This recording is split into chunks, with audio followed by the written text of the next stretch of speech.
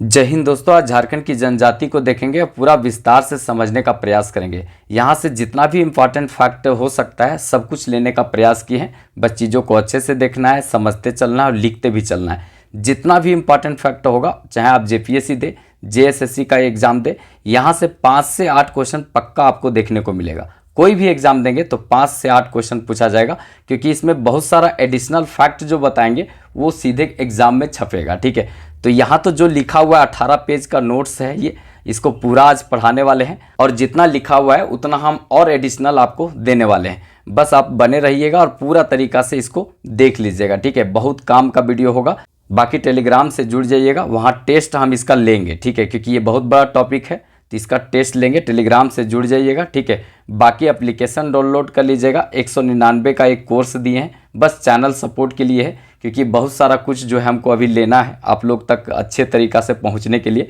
तो उसके लिए हम थोड़ा सा आप लोग का एक प्रकार से एक ऑपरेशन होता है। इसमें कोई भी जो है प्रचार नहीं आता है, बस आप विदाउट प्रचार का पूरा वीडियो देख सकते हैं। सारा पीडीएफ जो है अपडेटेड मिलता है। ये 1-2 दिन के लिए ऑफर रहेगा, उसके बाद जो है ना इसको हम बढ़ा देंगे। ठीक है, तो जो जो लेना चाहते हैं ले लीजिएगा। ठीक है, बाकी चलते हैं पूरा डिटेल से, हम एक एक चीज़ों को एक एक बिंदु पर विस्तार से बात करते हुए चलते हैं। ठीक है, देखिए सबसे पहले बात यहाँ पर आता है कि जो जनजाति हैं वो जंगल, पहाड़, पर्वतों में रहने वाले ये होते हैं जनजाति। ठीक है, वैसे आपको परिभाषा नहीं पूछा जाएगा, इसलिए जानने की ज़रूरत नहीं है। सीधे इंपॉर्टेंट फैक्ट और डाटा पर बात करेंगे। ठीक है, देखिए झारखंड में देखा जाए तो कुल जो जनजाति हैं उनकी संख्या कितना है, 2011 का जनगणना के अनुसार चलेंगे, क्योंकि इसके बाद जो 2021 वाला जो जनगणना हुआ है उसका रिपोर्ट अभी तक आया ही नहीं है। ठीक है, तो रिपोर्ट नहीं आया तो इसी को मान करके चलना है, क्योंकि रिपोर्ट आएगा तभी कोई बता सकता है। तो 2011 का जनगणना के अनुसार ही सब कुछ बात करेंगे, ध्यान में रखना है। ठीक है,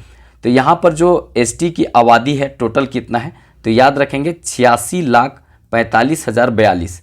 ये याद करने का नंबर ज़रूरत नहीं है, लेकिन कभी कभी पूछ देता है तो आपको याद रखना है कि ये 86 लाख है, इतना कम से कम याद रखना है यहाँ पे जनजातियों की आबादी। ठीक है, ये दिमाग में रखना है। सबसे इंपॉर्टेंट यहाँ से क्वेश्चन बनेगा कि आबादी कितना प्रतिशत है, जैसे टोटल आबादी है उसमें कितना प्रतिशत है, तो 26.2%।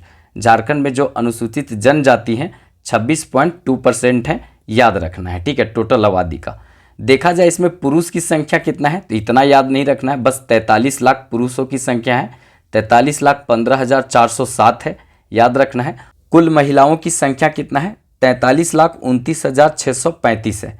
अगर आप अच्छे से देखेंगे तो पुरुषों से ज़्यादा आबादी है महिलाओं का, तो इसीलिए यहाँ देखेंगे तो जनजातीय आबादी जो है उसमें लिंगानुपात अगर देखेंगे तो झारखंड में लिंगानुपात 1003 मिलेगा। ठीक है, मतलब 1000 पुरुष हैं तो उसमें से जनजातियों में देखेंगे तो 1003 महिलाएं हैं। ठीक है, ये कंडीशन यहाँ पर बनता है, तो ये बहुत अच्छा बोला जा सकता है। यहाँ पे लड़कियों की संख्या लड़कों से ज़्यादा है, किसमें, एसटी में, ये याद रखेंगे। ठीक है, इसमें भी पश्चिमी सिंहभूम जब पढ़ाएंगे तो 1005 है।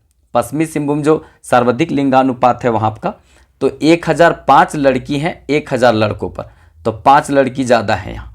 तो ये लिंगानुपात का कंडीशन यहाँ पे जनजातियों में देखने को मिलता है, इसीलिए पुरुषों से ज़्यादा महिलाओं की संख्या आपको देखने को मिलेगा। ठीक है, ये जो है सिर्फ आपको अनुसूचित जनजाति में देखने को मिलेगा। जब हम ब्याह प्रथा पढ़ाएंगे ना, ब्याह मतलब समझ रहे हैं, बापला, शादी को बापला कहता है यहाँ पे, तो जब बापला विवाह प्रथा पढ़ाएंगे तब समझ में आएगा कि ये संख्या ऐसा क्यों है। दहेज प्रथा, डोरी सिस्टम कैसे काम करता है वो सब हम जब बताएंगे तब समझ में आएगा कि हमारे समाज में लड़कों की संख्या ज़्यादा क्यों है और यहाँ पे लड़की की संख्या क्यों ज़्यादा है। ये जब हम विवाह पढ़ाएंगे ना तब बताएंगे। ठीक है, देखिए देश का जो कुल जनजातीय जो संख्या है उसमें देखा जाए तो इसका हिस्सा 8.29% है। देश का जो अनुसूचित जनजाति है उसमें देखा जाए तो इसका हिस्सा 8.29% है, और इतना ही के आसपास में 8.6 जो है पूरा देश में अनुसूचित जनजातियों का संख्या है। ठीक है, अनुसूचित जनजाति देखा जाए तो पूरा देश का आबादी का मतलब ये है 8.6%, यही है। ठीक है, ये याद रखना है।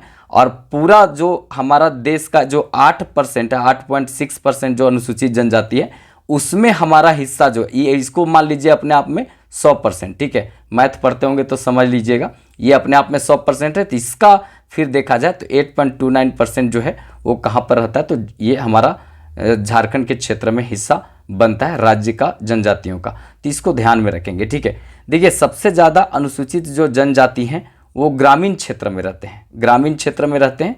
याद रखेंगे 91.01%, ये याद रखने की जरूरत नहीं, बस 91% जो है आबादी ग्रामीण क्षेत्र में निवास करते हैं एसटी, ये दिमाग में रखना है। ठीक है, शहरी क्षेत्र में देखा जाए तो इनकी आबादी 9% है, मात्र 9% जो है शहरी क्षेत्र में रहते हैं, बाकी जो है ग्रामीण क्षेत्र में रहते हैं, वो भी जल जंगल ज़मीन के लिए वो जो है उधर जंगल में ही रहते हैं। ठीक है, कुल मिला के समाज से बहुत कटे हुए रहते हैं। अब धीरे धीरे जागरूकता आ रही है तो ये समाज से जुड़ते हुए चले जा रहे हैं। ठीक है, तो ये कंडीशन यहाँ पर हो रहा है। ये भी जो 9% आपको दिख रहे हैं ना कि ये शहरी क्षेत्र में रहते हैं, ये नौकरी पेशा करते होंगे इसीलिए रहते हैं, नहीं तो नौकरी अगर नहीं करते तो ये भी जाकर के जंगल पहाड़ पर्वत में रहते। ठीक है, तो ये जो है अब बदल रहा है, अब सिचुएशन धीरे धीरे बदल रहा है, लोग पढ़ रहे हैं, टेक्नोलॉजी आ रही है, तो सब कुछ लोगों को धीरे धीरे समझ में आ रहा है। ठीक है, पहले बिरहोर वो लोग को सरकार जब घर देती थी बनाकर तो उसमें लोग बोलता था तो घर खाली रहता था, तो उधर से जो इको आता था तो उसमें लोग कहता था कि नहीं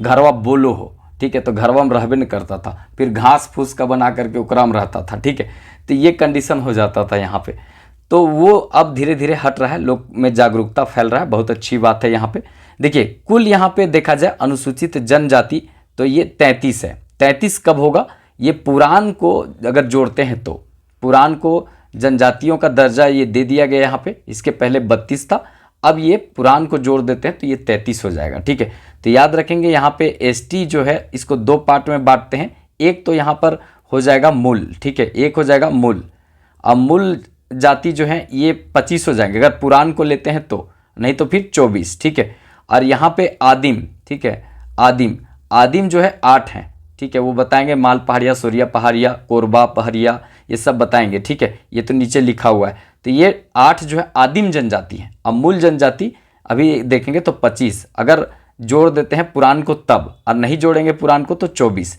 ये थोड़ा ध्यान में रखिएगा। ठीक है, चलिए आगे यहाँ पर देखते हैं, बहुत इंपॉर्टेंट पार्ट हो जाता है यहाँ पर।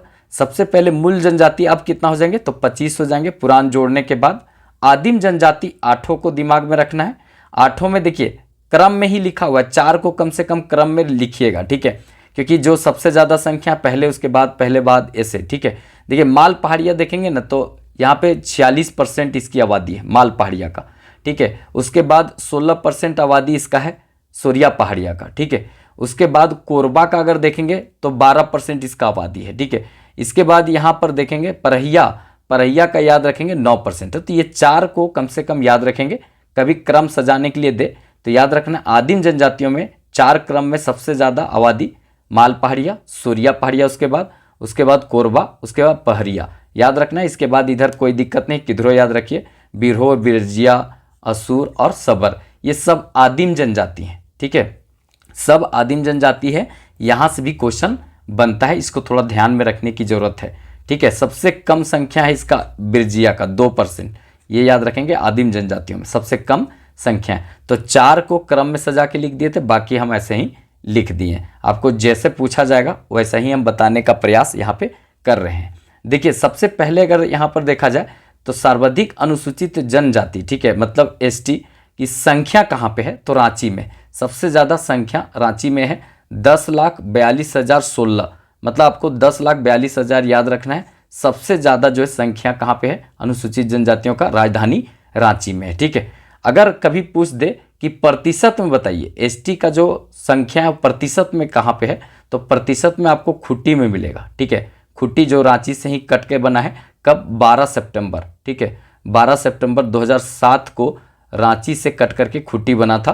तो यहीं पर देखा जाए तो प्रतिशत में सबसे ज़्यादा आबादी आपको देखने को मिलेगा, 73.3%, 73.3% जो है इसका यहाँ पे प्रतिशत में देखा जाए तो सर्वाधिक है। ठीक है, न्यूनतम जो है अनुसूचित जनजाति वाला जिला कौन सा है संख्या में अगर बोला जाए तो ये कोडरमा है, मात्र 6,903 यहाँ पे अनुसूचित जनजाति हैं, ये याद रखना है।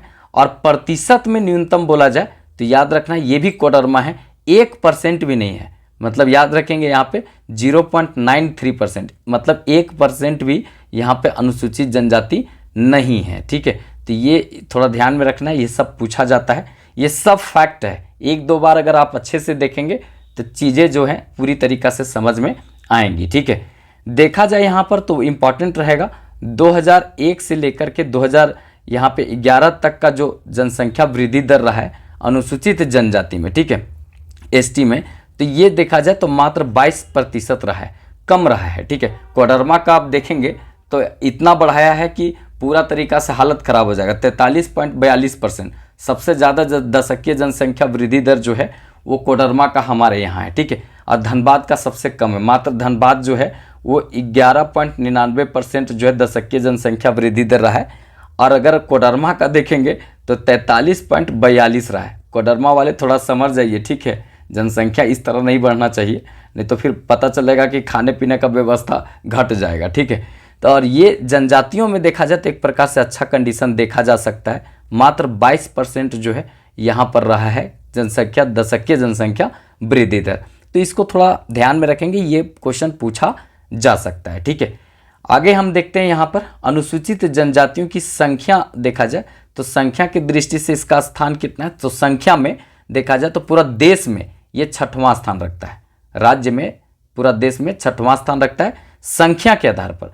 लेकिन अनुसूचित जनजाति का प्रतिशत के दृष्टि से देखा जाए तो इसका 10वां स्थान है, प्रतिशत की दृष्टि से 10वां स्थान और संख्या की दृष्टि से 6ठा स्थान। आपको ज़्यादातर पूछेगा ना तो ध्यान में रखेंगे ये संख्या वाला ही पूछता है। ठीक है, अगर प्रतिशत लिख दे तब ये होगा। ठीक है, चलिए आगे यहाँ पर देखते हैं, पूरा इंपॉर्टेंट रहेगा ये साक्षरता दर है। ठीक है, जनजातियों में साक्षरता दर कितना है, 57.1%, मतलब कि 57.1% लोग यहाँ पे पढ़े हैं अनुसूचित जनजाति मतलब एसटी में। ठीक है, मतलब अभी आधा लोग जो है आधा से थोड़ा ज़्यादा पढ़े हैं और पढ़ने की ज़रूरत है। ठीक है, देखिए यहाँ पर इंपॉर्टेंट रहेगा पुरुष साक्षरता दर, ये जरूर याद रखिएगा। साक्षरता दर जो है वीवीआई है। ठीक है, अगर डेप्थ में पूछेगा तो अनुसूचित जनजाति का साक्षरता दर पूछेगा, झारखंड का नहीं, तो उस समय गड़बड़ाना नहीं है। ठीक है, 57.1% यहाँ पे मारेंगे। उसके बाद पुरुष साक्षरता दर अगर देखा जाए तो 68.2% और महिला साक्षरता दर अगर देखा जाए तो कितना परसेंट, तो 46.2% है। इसको थोड़ा सा ध्यान में रखिएगा। ठीक है, चलिए आगे और इम्पॉर्टेंट रहेगा सर्वाधिक जो जनजाति साक्षरता दर जो है वो किस जिला का है, तो ये देखेंगे तो सिमडेगा का। सिमडेगा का देखा जाए तो यहाँ पे साक्षरता दर कितना है, तो 68.8%। 68.8% जो है अनुसूचित जनजातियों का साक्षरता दर सर्वाधिक जो है सिमडेगा जिला में है।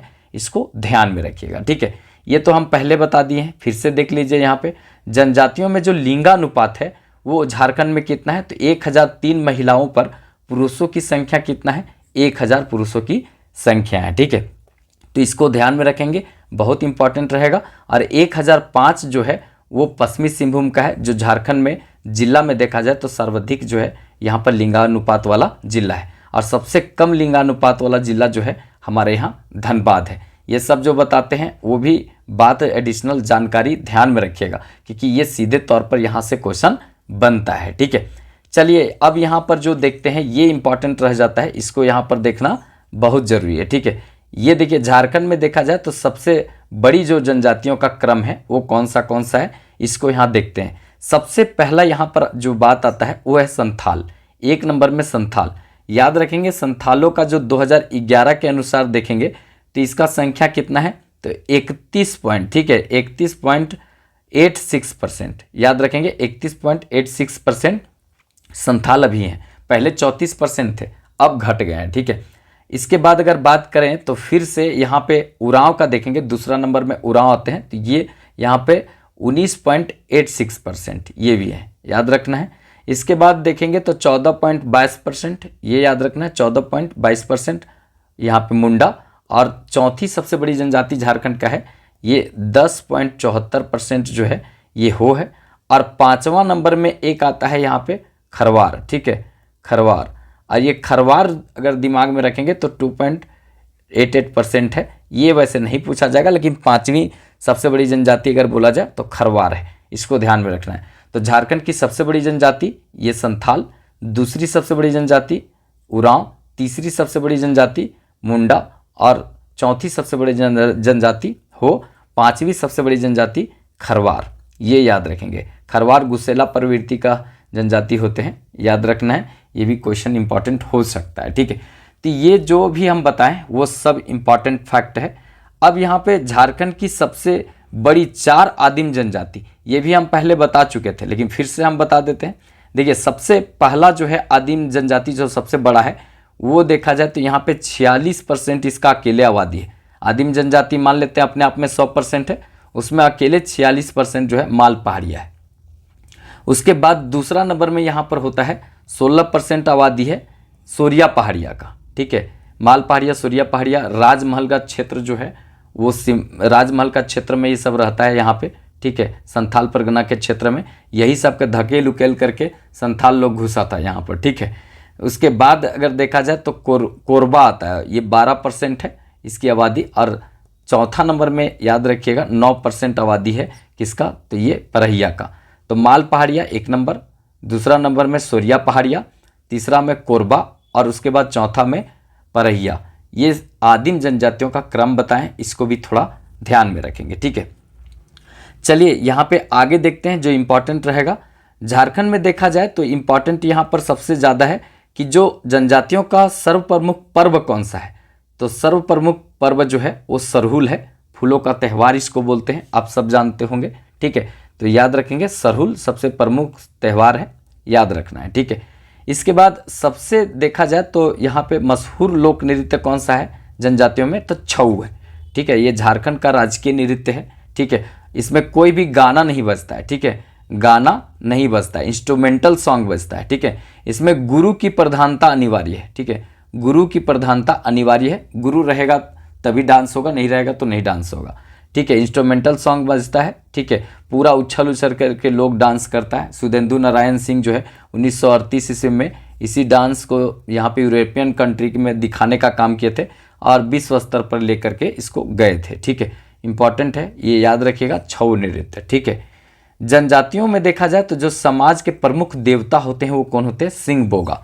यही सिंह बोगा दर्शन दिए थे बिरसा मुंडा को, जब वो उनकी माँ जो है दौड़ाई थी तो जंगल में जब गिरे थे तो सिंह बोगा बोले थे, उठो, जनजातियों के कल्याण के लिए तुम आगे बढ़ो, तुम ऐसे नहीं भाग सकते हो। तब जा कर के वापस गए थे। उसके पीछे का बहुत बड़ा कहानी है, कभी हम बताएंगे। ठीक है, 1-2 घंटा लग जाएगा पूरा कहानियाँ बताने में। ठीक है, उसमें बिरसा मुंडा ख़त्म भी हो जाएगा पूरा, तो हम बताएंगे कभी टाइम मिलेगा तो। यहाँ बताने लगेंगे तो पता चलेगा 18 पेज हम नहीं पढ़ा पाएंगे। देखिए यहाँ पे इम्पॉर्टेंट रहेगा नेक्स्ट, सर्वाधिक जो कठोर दंड जो जनजातियों में दिया जाता है तो ये आपका है बिटलाहा। बिटलाहा में जो सामाजिक बहिष्कार कर दिया जाता है, समाज से निकाल दिया जाता है। वैसे भात भीतर कर दिया जाता है, फिर मतलब कि जो भात खिलाएगा समाज को, खाना खिलाएगा, उसको फिर से भीतर कर देता है समाज में। ठीक है, तो ये कंडीशन यहाँ बनता है। तब बिटलाहा फिर बड़ा दंड कैसे हुआ पता नहीं, अब वो सब बता सकते हैं। मतलब समाज में घुसाने नहीं चाहिए, ये सब जो बिटलाहा दिया जाता है यौन शोषण के करने वाले लोगों को दिया जाता है। उसके बाद वो खाना खिला दिया समाज को तो फिर वापस में शुद्धिकरण करके आप मिला लेते हैं, तो ये ठीक नहीं है। इसमें अगर आप निकाल दिए तो निकाल दिए। ठीक है, तो ये बिटलाहा होना चाहिए। लेकिन यहाँ दंड जो है ना, कठोर दंड है बिटलाहा, लेकिन इसमें सामाजिक बहिष्कार किया जाता है। लेकिन वो जब खाना खिला देगा समाज को तो उसको शुद्धिकरण मान लेता है लोग, अब फिर घुसा देता है। तो ये कंडीशन यहाँ पे बनता है। सबसे कमजोर जो दंड है वो है करेला दंड।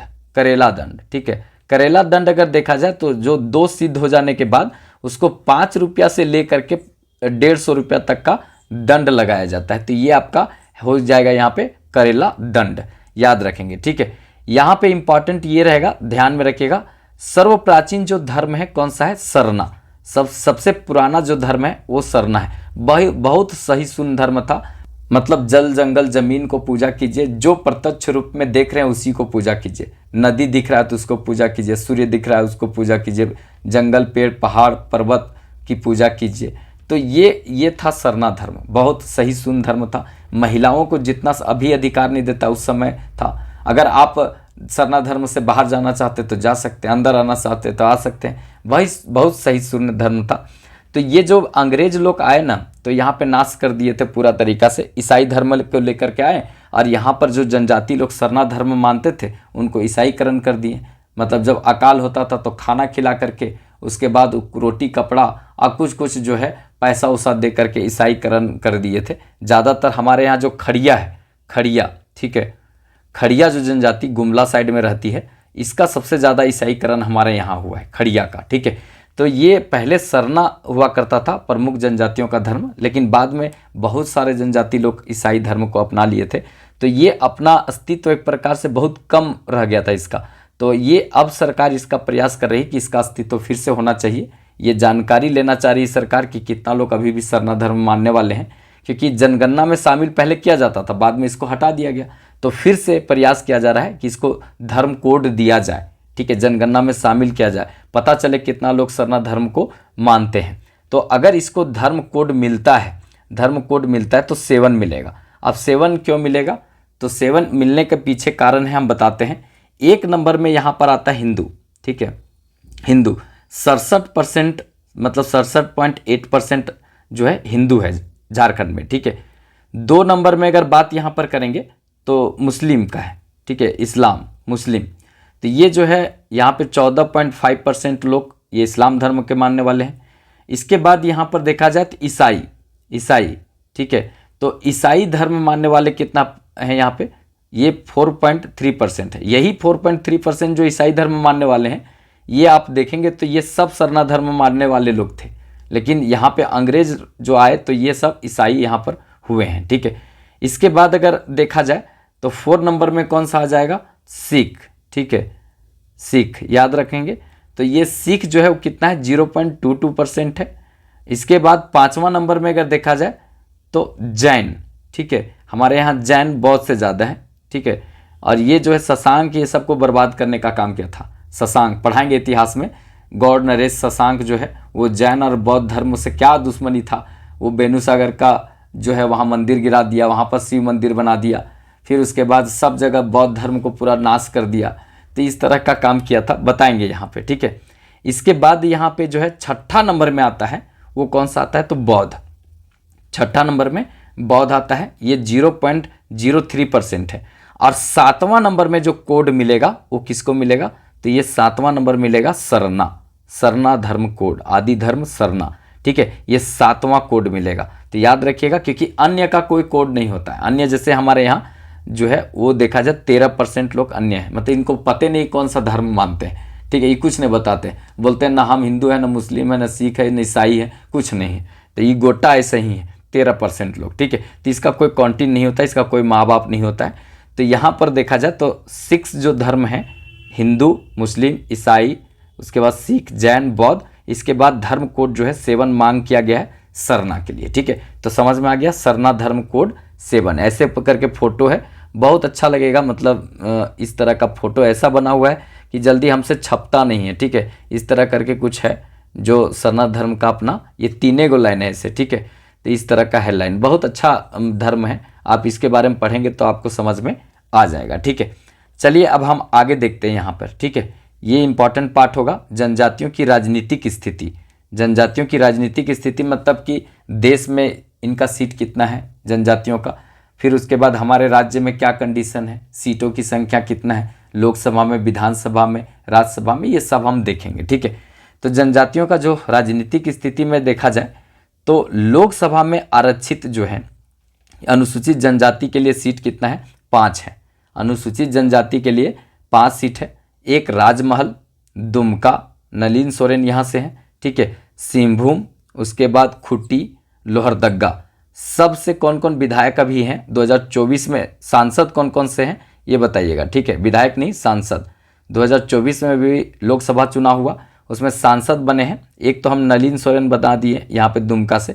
ठीक है, तो आप लोग और बताइएगा कि राजमहल से कौन है, फिर सिंहभूम से, खुट्टी से और लोहरदग्गा से सांसद कौन है। ठीक है, और इत्तेफाक से बता दें कि यहाँ पर सब जगह जो है आपको देखने को मिलेगा तो ये बीजेपी वाले लोग नहीं मिलेंगे। ठीक है, बीजेपी का यहाँ पे सांसद नहीं मिलेगा। ये जो अनुसूचित जनजाति के लिए आरक्षित है, एसटी के लिए 5 सीट था, इसमें पूरी तरीक़ा से जो अभी इंडिया गठबंधन है जो हमारे झारखंड में शासन कर रही है उसी के कब्जे में ये सब है, तो इसको याद रखिएगा। ठीक है, चलिए आगे देखते हैं। विधानसभा में जो आरक्षित है अनुसूचित जनजाति के लिए सीटों का आरक्षण यहाँ दिया गया वो 28 है। मतलब विधानसभा में 81 सीट है। पहले आप जानते होंगे 82 था, एक एंग्लो इंडियन था, इसको निकाल दिया गया 104वां संविधान संशोधन के द्वारा, हटा दिया गया। ठीक है, एंग्लो इंडियन मतलब होता था आधा अंग्रेज आधा भारतीय। तो जब 76-77 साल देश का आज़ादी के बाद हो गया तो वो पीढ़ी तो खत्म हो गई, जो यहाँ के भारतीय के साथ शादी करके रहा था, तो उसको देखने का जरूरत थोड़ी है, पूरा भारतीय हो गया। ठीक है, तो ये सदस्य जो एक एंग्लो इंडियन होता था वो खत्म कर दिया गया। लोकसभा में 2 होता था, राष्ट्रपति द्वारा नियुक्त किया जाता था, उसको भी खत्म कर दिया गया। ठीक है, बाकी ST SC के लिए रिजर्वेशन का जो कोटा है वो 10 वर्ष के लिए बढ़ा दिया गया, यही 104वां संविधान संशोधन के द्वारा। तो ये सब जो एडिशनल बात बताते हैं ना, वो भी कहीं ना कहीं आपसे सीधे तौर पर पूछा जाएगा, इसको भी आपको ध्यान में रखना है। ठीक है, तो याद रखना है 28 सीट जो है वो अनुसूचित जनजाति के लिए विधानसभा में याद रखना है। ठीक है, चलिए आगे देखते हैं। भारत में देखा जाए तो सबसे बड़ी 3 जो है वो जनजाति कौन सी है, तो याद रखना 3 के हम 4 बता देते हैं। 1 नंबर में तो भील है, 2 नंबर में गोंड है और 3 नंबर में आपका यहाँ पे संथाल है और 4 नंबर में अगर देखा जाए तो यहाँ पे उरांव है। 4 नंबर में उरांव जनजाति है, ये भी याद रखते हैं। ठीक है, याद रख सकते हैं, इसमें कोई दिक्कत नहीं है। देखिए भील जो है ना, पहले 7वीं JPSC हुआ था, 7 to 10th JPSC, उसमें से दोनों क्वेश्चन पूछा था, पहली सबसे बड़ी जनजाति देश की और दूसरी सबसे बड़ी जनजाति देश की। तो गोंड सब किताब में उस समय लिखा हुआ था पहला, तो सब गोंड मारा पहला और दूसरा मारा भील, दोनों का दोनों गलत। ठीक है, जबकि हम पढ़ा रहे थे उस समय भी, तो उस समय बोले थे लोगों को कि 1 नंबर में भील है और 2 नंबर में गोंड है, तो लोग लड़ गया था हमसे। फिर बाद में समझाना पड़ा कि भीलों की संख्या जो है वो 17 मिलियन है, 17 मिलियन है भीलों की संख्या, और यहाँ पे गोंड की संख्या मात्र 13-14 मिलियन है। तो कौन बड़ा हुआ? 17 मिलियन। तो यही भील जो है 1 नंबर में है, गोंड दूसरी सबसे बड़ी जनजाति है।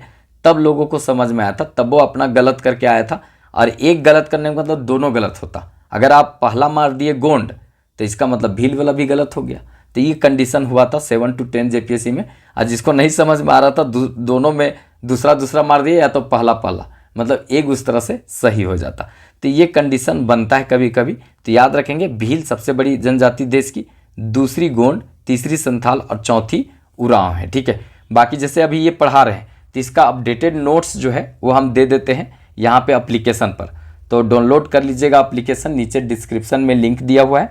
जितना भी क्लास होता है उसका एक क्लास बना दिए अपडेटेड नोट्स का 111 रुपया में, ये भी 2-3 दिन रहेगा, इसके बाद हम इसको थोड़ा बढ़ा देंगे। ठीक है, क्योंकि भाई बहुत खर्च, कंपनी बहुत सारा खर्च ले लेती है, तो हमारा जो मेन मोटो है कि एक बोर्ड लेना, तो वो नहीं हो पा रहा है। तो इसके लिए थोड़ा सा आप लोग कोऑपरेट करेंगे तो ये हम जल्दी से बोर्ड वोर्ड लेकर के लाइव डायरेक्ट पढ़ा पाएंगे। ठीक है, बस वही एक कमी रह गया है जो पूरा हम करना चाहते हैं, और उसमें आप लोग का सपोर्ट थोड़ा चाहते हैं। ठीक है, तो इसके लिए 111 का ये है, ये 2 दिन रहेगा अभी, उसके बाद हम इसको इंक्रीज कर देंगे, थोड़ा बढ़ा देंगे। ठीक है, ये अपडेटेड PDF प्रत्येक क्लास का मिलता है, जैसे अभी ये पढ़ा रहे हैं तो इसका भी मिलेगा, आप जाकर प्रिंट निकाल लीजिए, उसके बाद पढ़ते रहिए। और जितना भी पहले 400-500 पेज का करंट अफेयर दिए वो भी दिया हुआ है, तो अपडेट करते रहते हैं। अभी जैसे ज्योग्राफी का कल दिए 40 पेज का, तो जैसे कंप्लीट होता है तो हम दे देते हैं, और जितना भी करंट अफेयर लेते हैं उसको भी देंगे।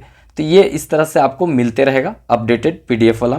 और 199 वाला जो आप बढ़ जाएगा, ठीक है, 1-2 दिन ये भी, इसको भी हम रोक कर रखे हैं, आप लोग जिनको लेना होगा ले लीजिएगा। तो ये अगर देखा जाए तो इसमें PDF भी देते हैं और वीडियो भी देते हैं, इसमें यही फ़ायदा है, PDF और वीडियो यहाँ पर मिलता है, PDF और वीडियो। ठीक है, PDF और वीडियो यहाँ मिलता है, और इसमें केवल PDF मिलता है, यही ये दोनों में अंतर है। ठीक है, ये कोर्स उपलब्ध है, बाकी JPSC के लिए भी है, उससे भी जुड़िए, बहुत जल्द हम जो है उस पर क्रांति लाने वाले हैं। ठीक है, थोड़ा जुड़िए, साथ दीजिए। चलिए आगे देखते हैं, यहाँ पे जनजातियों का युवा गिरह, ये भी क्वेश्चन पूछता है, जनजातियों का युवा गिरह जो है वो कौन सा है, इसको देख लेते हैं। देखिए सबसे पहले उरांव का जो युवा गिरह है इसको कहते हैं धुमकुड़िया। ठीक है, युवा गिरह करने का मतलब होता है ना कि जितना युवा युवती होती हैं उनका जो एक प्रकार से प्रारंभिक शिक्षा वहीं होता है। ठीक है, सामाजिक सांस्कृतिक शिक्षा वहीं दिया जाता है। ठीक है, तो उसको कहते हैं युवा गिरह, वहीं से युवा लोग तैयार होते हैं और अपना परंपरा को जानते हैं और सीखते हैं, तो वो युवा गिरह होता है। याद रखना है, उरांव का धुमकुड़िया है, गोंड और संथाल का देखेंगे तो गोटुल यही है, याद रखना है। बिरहोर का जो है युवा गिरह टंडा, बिरहोर का टंडा याद रखना है।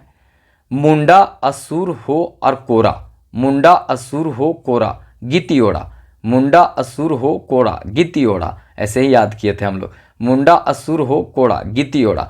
जेपीएससी भी देंगे ना तो यहाँ से 5 से 6 क्वेश्चन पूछ देगा, लिख लीजिए, ठीक है। जेपीएससी भी देंगे तो 5 से 6 क्वेश्चन पूछेगा। आप जेएसएससी के भी एग्जाम देंगे तो एडिशनल सब जोड़े के बाद 7-8 क्वेश्चन वहाँ भी पूछ देगा। तो हम यही प्रयास कर रहे हैं कि आपको एडिशनल फैक्ट भी इतना दे कि ज़्यादा से ज़्यादा नंबर यहाँ से आपका आ जाए, ठीक है। एक प्रकार से जनजाति से सब क्वेश्चन यहीं से निचोड़ करके पूछा जाएगा, यही लिख दिए हैं, ठीक है।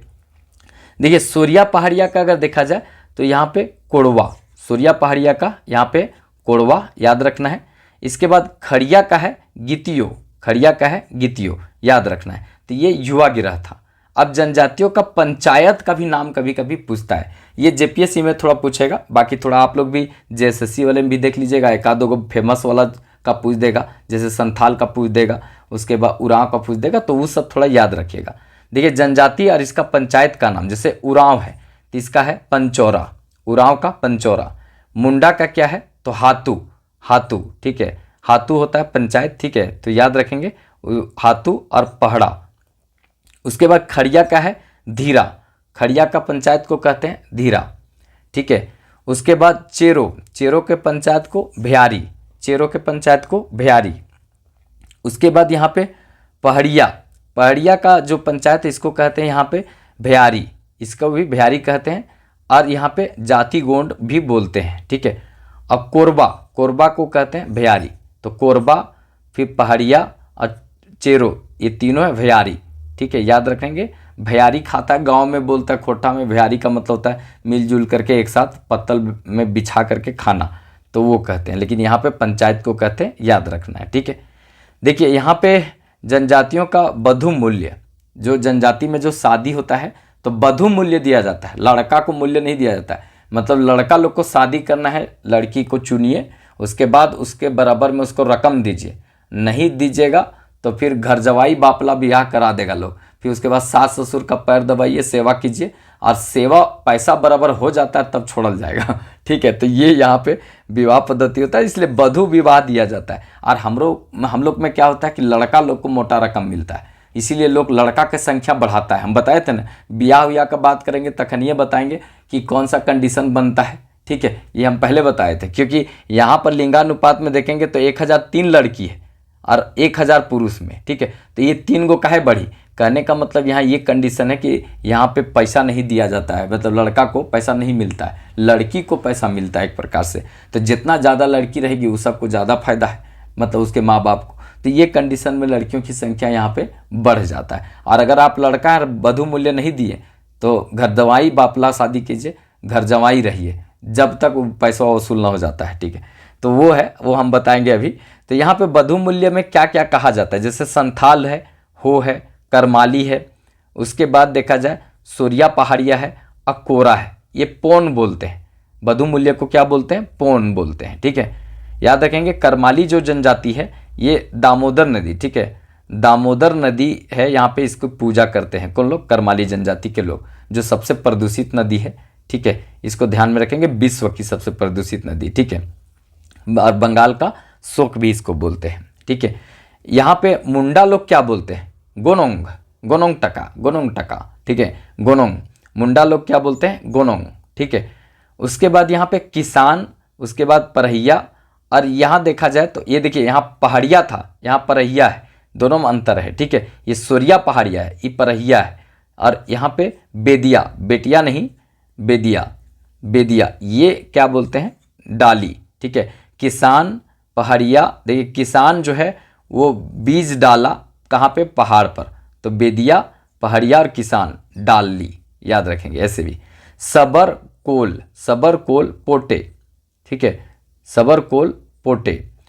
बंजारा, बंजारा, हजीरा, बंजारा, हजीरा, बंजारा जो है ना घुमंतुक प्रकार की जनजाति होती है, यहाँ भी है या फिर कल कहीं और होगी।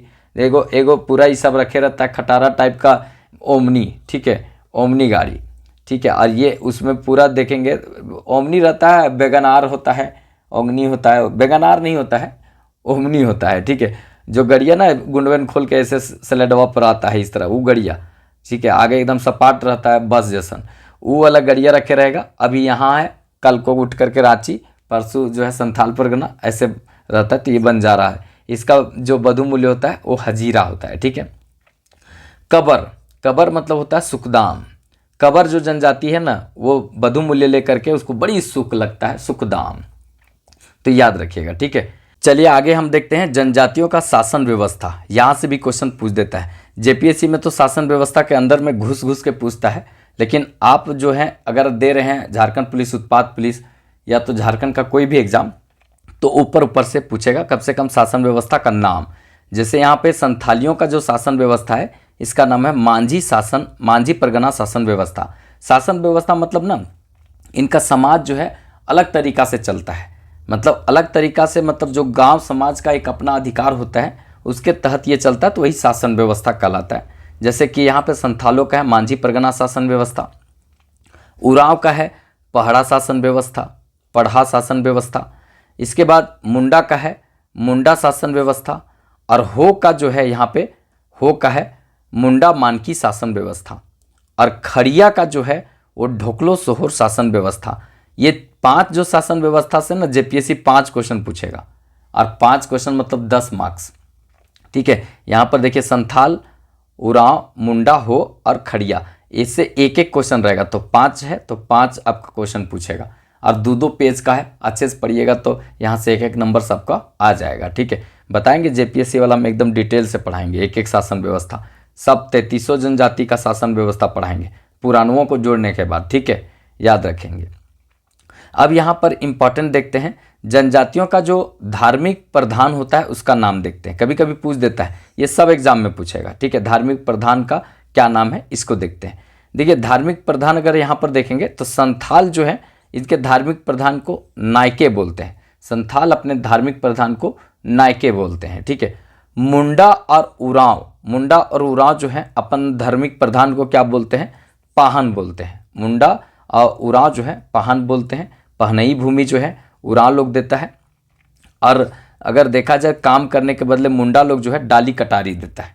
डाली कटारी मुंडा लोग जो है वो पूजा पाठ कराने के कारण देता है। अब भूत उत भगाना है तो भूत खेता देता है, ठीक है। भूत भगाना है तो भूत खेता जमीन, और अगर आप साधारण पूजा कराते हैं तो डाली कटारी भूमि मिलता है। ये पाहन को मिलता है किसमें, मुंडा में, और बाकी पहनई भूमि जो है उरांव लोग देता है यहाँ पे, तो याद रखिएगा। आगे यहाँ पर देखते हैं खरवार, खड़िया, असुर, विजिया और किसान। इनका जो धार्मिक प्रधान होता है वो बैगा होता है, ठीक है। असुर, विजिया और यहाँ पे किसान, खड़िया और खरवार, ये बैगा होता है, ठीक है। इसके बाद यहाँ पे इम्पॉर्टेंट है, बहुत इम्पॉर्टेंट ये रहेगा, ठीक है। परहिया, सबर और बथुड़ी, परहिया, सबर और बथुड़ी, ये है आपका देहुरी, ये याद रखेंगे। इसके बाद यहाँ पर इम्पॉर्टेंट जो हो जाता है इसको ध्यान में रखना है, बिरहोर, ठीक है। बिरहोर इसका होता है नायक, बिरहोर का जो है वो नायक होता है। बिरहोरों की संख्या जो आपको हजारीबाग में देखने को मिलेगा। ये पूछता है कि सर्वाधिक कहाँ पर है, तो हजारीबाग में आपको देखने को मिलेगा, ठीक है। इसके बाद यहाँ पर है माल पहाड़िया। माल पहाड़िया जो है ये कहाँ पे है, इसका जो देखिए माल पहाड़िया का जो धार्मिक प्रधान होता है उसको देहुरी बोलते हैं। माल पहाड़िया का धार्मिक प्रधान देहुरी बोलते हैं। भूमिज, भूमिज का लाया, भूमिज लाया, भूमिज लाया। चेरो, चेरो का जो होता है गोसाई, धार्मिक प्रधान होता है चेरो का गोसाई, ठीक है। हो जनजाति का यहाँ पर होता है, याद रखेंगे, देवली, देवली, ठीक है। देवा नवा, ठीक है, ये भी होता है, याद रखेंगे। तो ये सब जितना बताएं वो धार्मिक प्रधान था, यहाँ से भी क्वेश्चन पूछा जा सकता है, ठीक है, इसको ध्यान में रखेंगे। अब यहाँ पे आगे देखते हैं जो बहुत इंपॉर्टेंट रहेगा, झारखंड में जनजातियों का विवाह पद्धति। विवाह पद्धति के बारे में पूरा विस्तार से देखते हैं। देखिए विवाह पद्धति में देखा जाए यहाँ पे तो विवाह को बापला बोलते हैं, ब्याह जो होता है इसको बापला लोग बोलता है। यहाँ पे जब उरांव के बारे में बताएंगे, एक विवाह मतलब हट्टी टाइप का विवाह होगा, उसमें लड़की आकर के घरवा में घुस जाती है, ठीक है, अब भागबेन करेगी। लड़का पसंद आ गया तो भागबेन करेगी, और ओकरा भागवे खातिर पूरा तरीका से मतलब मिर्चाई जलवाया जाता है पूरा घर में, मतलब सुखला मिर्चियाँ जलाता है लोग कि उसमें खोक खा करके भागे बाहर में, लेकिन तब भी वो नहीं भागती तो लड़कवा के रखे पड़ जाता है। तो इस तरह का विवाह होता है यहाँ पे, ठीक है। तो जनजातियों में विवाह को बापला कहते हैं, ठीक है। ये शादी को, अब शादियों मतलब समझ में आ रहा है कि नहीं पता नहीं, अब शादी घर सब लिखा हुआ रहता है, सबको समझ में आना ही चाहिए। इसमें देखा जाए तो जनजातियों में 8 प्रकार का विवाह होता है। 8 प्रकार का विवाह होता है, उसमें हम 8 प्रकार का विवाह को देखेंगे। उसे आपको अंदर से नहीं पूछेगा, बस केवल थोड़ा थोड़ा याद रहना चाहिए। देखिए यहाँ पे करई विवाह, करई विवाह मतलब सदाई बापला, ठीक है, सदाई बापला इसका नाम है, करई विवाह को सदाई बापला। इसमें देखा जाए तो विवाह पद्धति में कन्या के माता पिता जो होते हैं वो कन्या मूल्य के रूप में यहाँ पे धन चुका करके विवाह करते हैं। ये पद्धति आपको संथाल, मुंडा, उसके बाद देखा जाए तो उरांव, खड़िया, ये सब में आपको देखने को मिलेगा, ठीक है। ये थोड़ा सा ध्यान में रखेंगे, माता पिता के सहमति से ये विवाह होता है, ठीक है। सेवा विवाह, सेवा विवाह यहाँ पर अगर देखा जाए तो ये इंपॉर्टेंट होगा, जवाई बापला, इसके बारे में बात कर रहे थे। देखिए यहाँ पे विवाह अगर करते हैं तो वधु मूल्य अगर आप नहीं अदायगी कर पाते हैं, नहीं दे पाते हैं, तो उस स्थिति में आप यहाँ पे अपने सास ससुर को, ठीक है, सास ससुर को पूरा तरीका से सेवा करेंगे। और सेवा के अगर हो जाता है पूरा पैसा के बराबर, तब फिर उसके बाद आपको छोड़ दिया जाएगा। तो ये विवाह आपको देखने को मिलेगा कहाँ पे, तो उरांव में, उसके बाद मुंडा में, संथाल में, बिरहोर में ये विवाह देखने को मिलेगा, ठीक है। मतलब विवाह किए हैं तो पैसा जेब में हो तभी कर सकते हैं, नहीं तो फिर सास ससुर के सेवा कीजिए, ठीक है। हम तो कहीं कहीं सास ससुर और भाभी लिख दिए थे, लेकिन भाभी की सेवा नहीं करना है, सास ससुर का सेवा करना है, ठीक है। भाभी सास ससुर को लिखना चाहिए था वहाँ पे, सो हम लिख दिए भाभी, भाभी सास ससुर। तब कौन लोग मतलब यहाँ पे सास ससुर का सेवा नहीं करेगा लेकिन भाभी का सेवा कर देगा, तो ये हो जाता। लेकिन भाभी, भाभी मतलब होने वाला सास ससुर का सेवा करना होगा। तो ये थोड़ा सा हमारा सेंस गड़बड़ हो गया था।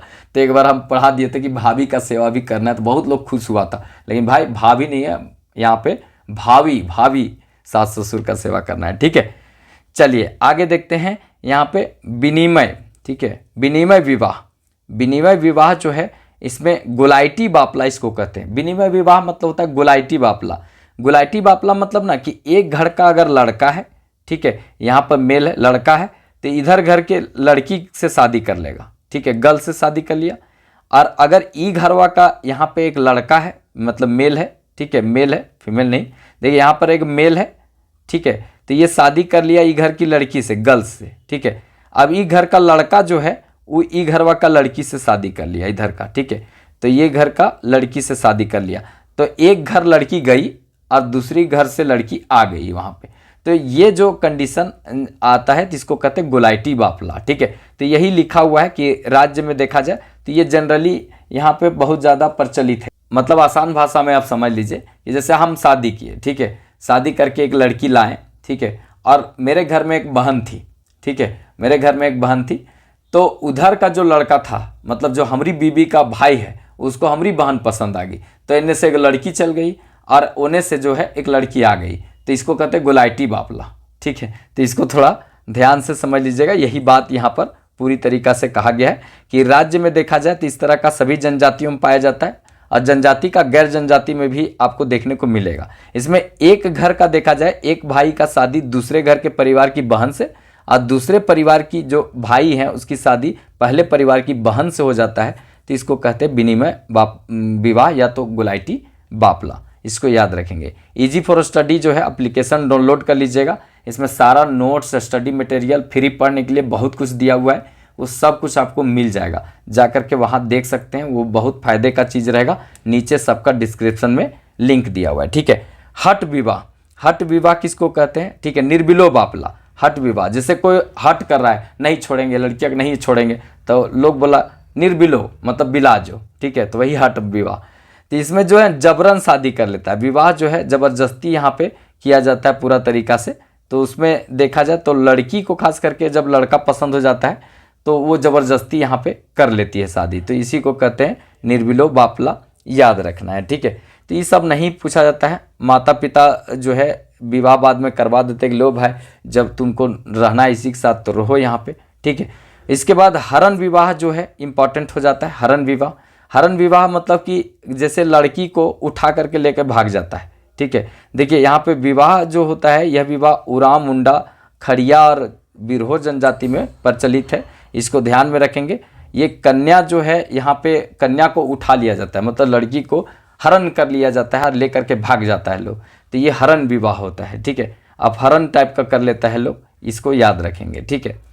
इसके बाद यहाँ पे प्रेम विवाह, विवाह को इतुत बापला कहते हैं, प्रेम विवाह को इतुत बापला बोलते हैं, ठीक है। इसमें क्या होता है कि लड़का लड़की अपनी सहमति से अपना पसंदीदा जो है मर्द खोज करके और अपना पसंदीदा जेनी खोज करके शादी कर लेता है, ठीक है।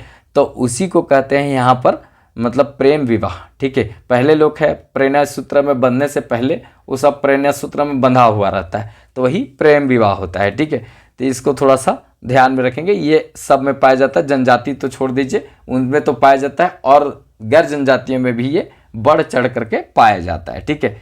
उसके बाद सह पलायन विवाह मतलब होता है कि वैसे विवाह मतलब जिसमें देखा जाए तो माता पिता के अनुमति के बिना भाग जाते हैं। जैसे लड़की कहेगी कि देखो हम कुआं पर आएंगे, तो कुआं पर आ जाना, ठीक है, 10:00 पर हम कुआं पर खड़ा रहेंगे, ओने से आना, ठीक है, मोटरसाइकिल से पल्सर से, और हमरा पीछे बैठाना और उड़ जाना। तो इसको कहते हैं सह पलायन विवाह। सब मतलब मिली भुगत जो था, पूरा तरीका से सोच समझ के किया गया प्लान था। लड़की एकदम समय पर पहुंचेगी, लड़का भी उन्हें गाड़ी लेकर के समय पर आएगा, उसके बाद सब जो है वो मुंबई के लिए निकलने के लिए तैयार हो जाएगा, उसके बाद माँ बाप खोजते रहे, तो वो हो गया सह पलायन विवाह, ठीक है। तो ये चीज़ होता है। इसके बाद यहाँ पर विधवा विवाह होता है सांगा बापला, ठीक है, विधवा विवाह सांगा बापला होता है। तो वैसा देखा जाए यहाँ पे वैसी महिला जिसके पति जो है वो मर गए हैं, जिनका मृत्यु हो गया है, तो वैसे महिला जो है वो शादी करती हैं, तो उसको कहते हैं सागा बापला, ठीक है, सांगा बापला। याद रखेंगे ये उरांव में भी होता है, मुंडा में भी होता है, संथाल में भी देखने को मिलता है, ठीक है। तो ये अच्छा पहल है, कहने का मतलब महिला को जीने के लिए उसका जीवन साथी होना चाहिए। कुल मिलाकर अगर मान लेते हैं कि जो महिला का शादी हुआ और 2-4 साल में उसका हस्बैंड डेट कर गए, तो वो ऐसा ही नहीं रहेगी, अगर वो चाहती है शादी करना तो कर सकती है, ठीक है। तो ये एक अच्छा बात यहाँ पर कहा जा सकता है, ठीक है। नहीं तो पता चलेगा कि अगर आप विवाह कह देते कि नहीं विधवा है तो नहीं कर सकती है, तो एक सजा देने के बराबर हो जाता है। जैसे पहले सती प्रथा सुने थे कि मर्द मर गया तो उसका जेनी को उठा करके आग में डाल दो, तो उस तरह से एक प्रकार से यहाँ पे जीते जी रखना होता है। तो ये सही पहल बोला जा सकता है कि नहीं सागा बापला है, मतलब अगर विवाह करने का मन है तो आप कर सकते हैं, ठीक है, इसमें कोई दिक्कत नहीं है। क्रिंग बापला सर्वाधिक प्रचलित विवाह है। क्रिंग बापला सर्वाधिक प्रचलित विवाह है। इसमें जो अगुआ के माध्यम से शादी विवाह होता है, अभी भी समाज में अगुए के माध्यम से होता है। हम लोग का शादी जो है तय होता है अगुआ के माध्यम से, वैसे शादी जो तय नहीं हो रहा है, कोई पूछबे नहीं करता है, ठीक है। एगो तो मान लेते हैं हमारा लड़की पसंदो आई कि चलो ठीक है इससे शादी कर लेंगे, तो उसका बाप कहता है कि लड़का पान का गुमटी खोल करके बैठा रहे, कम से कम कोई बिजनेस करे तभी हम लड़की देंगे, नहीं तो नहीं देंगे। पान का गुमटी खोल करके बैठे, व्यापारी करे, कुछ करे, लेकिन कुछ करना चाहिए। यूट्यूब फूट्यूब ये सब चीज़ बेकार चीज़ होता है, ये सब कुछ होता है। अब उसको कौन समझाया जाए, मतलब हम कहे ठीक है भाई, कोई पूछेगा नहीं है, इसीलिए नौकरी कीजिए। शादी जो होगा तभी होगा जब नौकरी होगा, नहीं तो हम ही लोग जैसा बैठल रह जाएंगे, कोई पूछने वाला नहीं मिलेगा, ठीक है। मतलब सब आएगा सबसे पहले पूछेगा लड़कवा क्या करता है, तो लड़कवा कुछ नहीं करता है तो कोई नहीं पूछेगा। लिख लीजिए, कितना आप दिल से किसी को प्यार कीजिए या कुछ भी कीजिए, सब समय पर मुकर जाएगा। इसीलिए रात दिन करके मेहनत कीजिए, 6 महीना 8 महीना 10 महीना, उसके बाद आपका जगह पर सब फिट हो जाएगा, ठीक है। अभी मेरे 2-3 दोस्त डीएसपी बने, ठीक है, तो वो सबको कोई नहीं पूछता था, वो सब खुद बोलते कि कोई करने के लिए तैयार नहीं है विकास जी शादी, मतलब क्या करें, मतलब कोई भी एक भी आदमी नहीं आता है। लेकिन अभी लाइन लगा हुआ है, मतलब हर दिन 10 गो आता है लोग, ठीक है। तो ये कंडीशन हो जाएगा, इसीलिए नौकरी का इम्पोर्टेंट है, आपका ज़िंदगी का इम्पोर्टेंट नहीं है। आप लड़का हैं, आपको इम्पोर्टेंट नहीं है, ज़्यादा इम्पोर्टेंट है आपके पास नौकरी है कि नहीं, नहीं तो हम लोग जैसा स्थिति हो जाएगा, कोई नहीं पूछेगा, ठीक है। तो इसलिए शादी जो है तभी होगा, थोड़ा कुछ कीजिए, पढ़िए मन से और नौकरी निकालिए, ठीक है। खोटा का नोट्स भी जो है एप्लीकेशन पर दे रहे हैं, वहाँ से ले सकते हैं। जेपीएससी मुख्य परीक्षा के लिए एकदम आसान भाषा में हैंड रिटेन लिखा हुआ है खोटा का, ये भी एप्लीकेशन पर उपलब्ध है, ठीक है। तो इसको आप ले सकते हैं। इसको पढ़ करके 4-6 गो डीएसपी भी बनाया, 2-3 म्यूनिसिपल कमिश्नर, और वही सब का लिखा हुआ है एकदम अच्छा राइटिंग में, ये नोट्स है, ठीक है।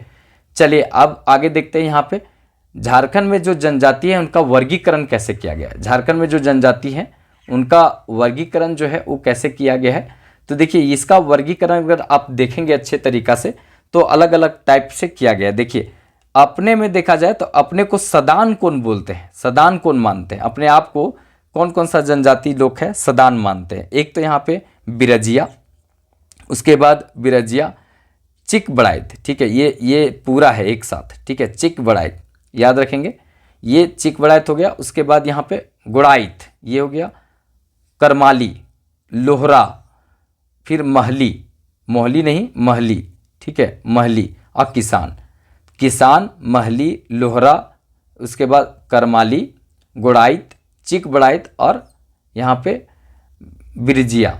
याद रखना है, ये जेपीएससी में पूछता है, आप अगर नहीं भी याद रखें कोई दिक्कत नहीं।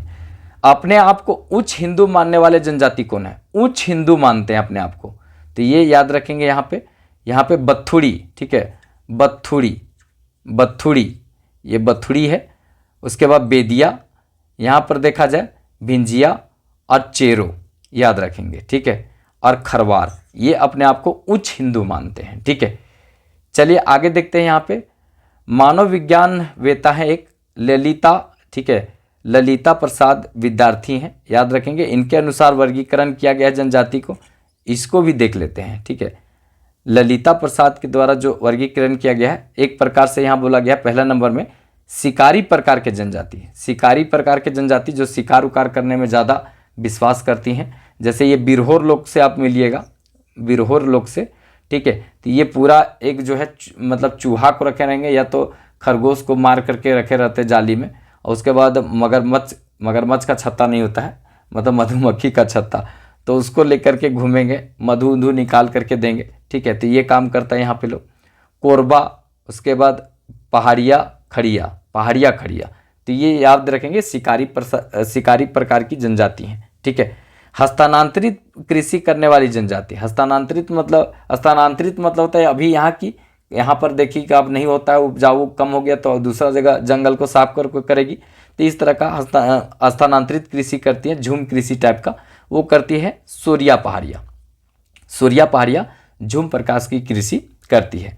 शिल्पी जनजाति, शिल्पी जनजाति किसको बोलते हैं, तो जो कला करते हैं, ठीक है, जैसे यहाँ पे महली लोग, ठीक है, लोहरा लोग लोहा का, महली लोग जो है बांस उसका, ठीक है। उसके बाद करमाली लोग और चिक बड़ाइत लोग कपड़ा का, ठीक है, कपड़ा में ये अपना नक्शा करती है चिक बड़ाइत, ठीक है। लोहा में लोहरा, महली जो है ये बांस फोड़ महली, तो बांस उसका बनाने का काम करती है, सीढ़ी उढ़ी, उसके बाद अलग अलग उसमें सोफा उफा भी बांस का बनता है, तो सब बनाने का काम करती हैं, तो याद रखेंगे। और करमाली लोग खेती बाड़ी करता है, तो ये भी एक कला ही है, ठीक है।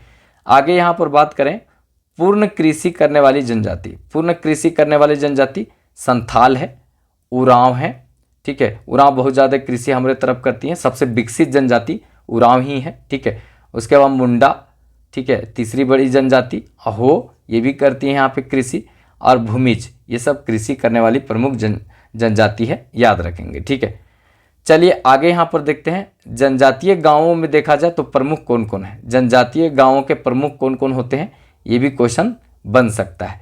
तो देखिए संथाल गांव के प्रमुख को कहते हैं मांझी, संथाल गांव के प्रमुख को कहते हैं मांझी। और उसके बाद उरांव गांव के प्रमुख को कहते हैं महतो, उरांव के गांव के प्रमुख को बोलते हैं महतो। मुंडा के गांव के प्रमुख को कहते हैं हाथू मुंडा, वैसे मुंडा के गांव के प्रमुख को मुंडा बोलते हैं। और पंचायत जो होता है, पंचायत को कहते हैं हाथू, ठीक है। तो हाथू पंचायत को कहते हैं, तो पंचायत का प्रधान होता है उसको हाथू मुंडा कहते हैं, लेकिन गांव के प्रधान को मुंडा ही कहते हैं, ठीक है। उसके बाद हो लोग मुंडा कहता है, गांव के प्रमुख को मुंडा कहता है। खड़िया लोग प्रधान बोलता है, गांव के प्रधान को प्रधानी बोलता है खड़िया लोग। भूमिज लोग जो है वो प्रधान बोलता है, भूमिज लोग भी प्रधान बोलता है। सूर्या पहाड़िया लोग जो है यहाँ पे सियानार, ठीक है, सूर्या पहाड़िया सियानार बोलता है। कोरा महतो बोलते हैं।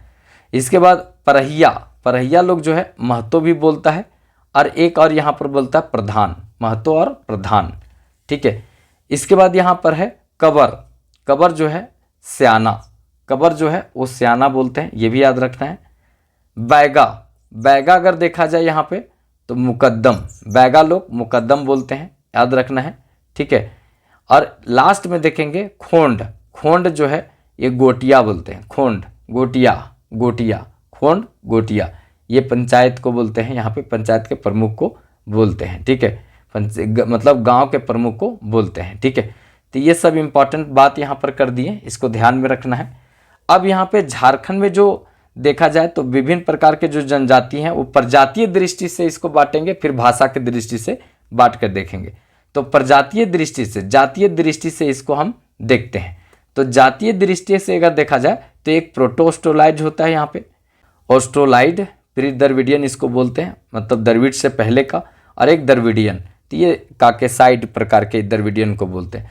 तो ये 3 पार्ट में हम बांटते हैं। देखिए प्रोटो ऑस्ट्रोलाइड जो है ये इसमें कौन कौन होते हैं, संथाल, हो, लोहरा, खड़िया, भूमिज, माल पहाड़िया, सूर्या पहाड़िया, कोरा, फिर याद रखेंगे परहिया, कोरबा, असुर, बिरहोर और सबर। ये सबसे ज़्यादा प्रोटो ऑस्ट्रोलाइड प्रकार के जनजाति हमारे यहाँ झारखंड में देखने को मिलेंगे, ठीक है। इसके बाद ऑस्ट्रोलाइड देखेंगे तो इसमें मुंडा और करमाली, ऑस्ट्रोलाइड में मुंडा और कुरमाली याद रखेंगे, करमाली, ठीक है। ऑस्ट्रिक का मतलब होता है मुंडा, ऑस्ट्रिक भाषा ग्रुप का मतलब होता है मुंडा भाषा ग्रुप, ये याद रखेंगे, ठीक है। द्रविडियन अगर बात करें, काकेसाइड जो होते प्रकार के हैं उसमें मुख्य पूछता है तो ये उरांव, ठीक है, उरांव। उसके बाद यहाँ पे खरवार, उसके बाद महली, गोंड, चेरो, चिक बड़ाइत, ठीक है। उसके बाद गोड़ाइत, बिरजिया, बैगा, बथुड़ी, किसान, भिंजिया और बेदिया। ये थोड़ा सा याद रखेंगे, ठीक है, क्योंकि यहाँ से भी क्वेश्चन बन करके सामने देखने को मिलेगा। तो ये आपको देखने को मिला यहाँ पे प्रजातीय दृष्टि से, ठीक है। अब यहाँ पे भाषा दृष्टि से बात करके देखते हैं। भाषा की दृष्टि से झारखंड में जो जनजाति हैं उनको किस टाइप से हम बांट करके देखते हैं। तो सबसे पहले झारखंड में जो भाषा बोली जाती है वो मुख्य रूप से देखा जाए तो 3 भागों में इसको बांट करके देखते हैं। एक तो यहाँ पे भारतीय यूरोपियन परिवार की भाषा हो जाएगा, ठीक है, भारोपियन भाषा परिवार जिसको बोलते हैं। इसमें हिंदी, खोरठा, करमाली, नागपुरी और पंच परगनिया इसमें शामिल किया जाता है, ठीक है। ये यहाँ पे जनजातीय भाषा नहीं है, इसको सदानों की भाषा बोल सकते हैं, सदानों की भाषा। और सदान झारखंड में 60% भाग पर हैं, ये याद रखेंगे। और ये सदानों की भाषा ही हुआ हिंदी, खोरठा, करमाली, नागपुरी और यहाँ पे पंच परगनिया, ठीक है। अगर यहाँ देखेंगे तो द्रविड़ भाषा परिवार, द्रविडियन भाषा परिवार या द्रविड़ भाषा परिवार में इंपॉर्टेंट हो जाता है कुड़ुक। कुड़ुक जो है वो यहाँ पे उरांव का भाषा है, किसका है, उरांव का भाषा है कुड़ुक, ठीक है। माल्टो जो है वो माल पहाड़िया और सूर्या पहाड़िया का भाषा है। माल्टो माल पहाड़िया और सूर्या पहाड़िया का बोली और भाषा है, ठीक है। और कुड़ुक जो है वो उरांव का है। और ये मतलब माल पहाड़िया, सूर्या पहाड़िया और एक यहाँ पे उरांव, इन्हीं का भाषा जो है वो द्रविडियन है झारखंड में। तो यहाँ पे द्रविडियन भाषा परिवार का थोड़ा कम स्थिति देखने को मिलेगा, याद रखेंगे, ठीक है।